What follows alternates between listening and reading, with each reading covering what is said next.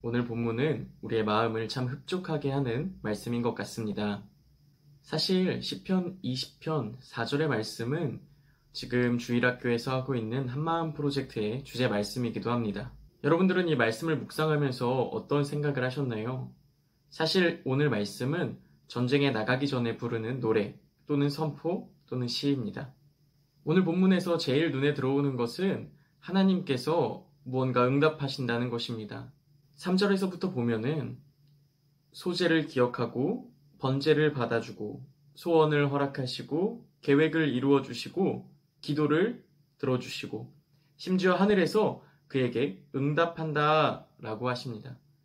만약에 우리가 이 말씀을 이 부분만 본다면은 하나님께서 마치 보물상자처럼 또는 램프의 요정처럼 느껴질지도 모르겠습니다. 우리는 자주 하나님의 말씀을 또는 하나님께 기도드릴 때 하나님은 생각하지 않고 내 마음의 소원이나 내 마음의 기도나 또는 내가 이루어야 하는 것들을 하나님께 이야기할 때가 너무나 많은 것 같습니다. 이 말씀이 선포될 때에도 마찬가지일 겁니다.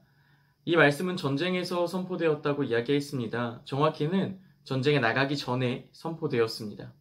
이 말씀이 선포될 때 혼자 딴짓하다가 또는 집중하지 않고 있다가 딱 이 부분만 들었다면 하나님께서 전쟁에서 이기게 하시고 우리의 계획과 소원을 이루어 주신다는 이 부분만 들었다면 그 병사는, 그 군인은 내가 어떻게 싸워도 하나님께서 나를 구원해 주실 거야. 내가 어떻게 싸워도 하나님께서 나를 지켜주실 거야 라고 생각하면서 자기 마음대로 전쟁하고 자기 마음대로 생각했을지도 모르겠습니다.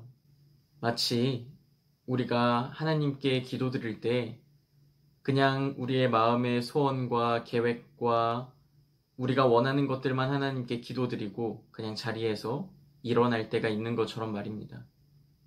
하지만 오늘 말씀은 그리고 성경은 단 한 번도 그렇게 이야기하지 않습니다. 오늘 본문을 자세히 살펴보면 1절에서는 이렇게 시작합니다. 환난 날에 그리고 이어서 이렇게 이야기합니다.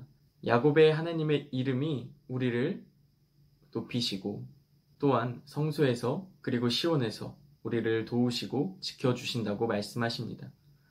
그리고 나서야 소재와 번제와 소원과 계획과 기도와 응답을 이야기할 수 있습니다. 이 말은 우리가 가는 길에 우리의 계획에 하나님이 오시는 것이 아니라 우리가 먼저 하나님이 계신 그곳에 가고 하나님이 걸어가시는 그 길에 우리가 따라가야 한다는 말씀인 것 같습니다.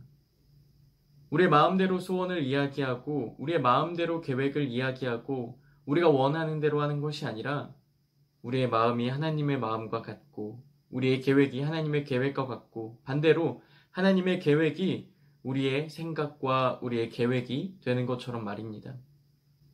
다윗이 처음 기름 부음 받기 전에 사무엘에게 내 마음에 맞는 자를 찾아서 왕으로 세우겠다고 하셨습니다. 어떻게 사람의 마음이 하나님의 마음과 완전히 맞을 수 있을까요? 그것은 우리가 하나님께로 그리고 하나님께서 우리에게 맞춰주시는 그 놀라운 은혜라고 믿습니다. 우리의 삶은 전쟁터와 같습니다. 아니, 어쩌면 그보다 더 심할지도 모르겠습니다. 어떤 사람들은 병거와 어떤 사람들은 말에 어떤 사람들은 전략과 전술 이런 것에 의지하지만 오늘 말씀에서는 우리는 하나님 여호와의 이름을 자랑할 뿐이라고 이야기했습니다. 그 사람들은 이 세상에 눈에 보이는 것들을 믿고 그것들을 자랑하지만 그러나 우리 오늘 말씀처럼 오직 여호와를 자랑할 뿐입니다. 오늘 하루 살아가시면서 하나님께서 우리에게 주시는 은혜와 하나님께서 이끌어 가시는 계획과 우리의 마음의 소원이 오직 하나님의 마음과 하나님의 계획과 하나님의 소원과 하나가 되어서 한 마음으로 이루어져 가기를 소망합니다.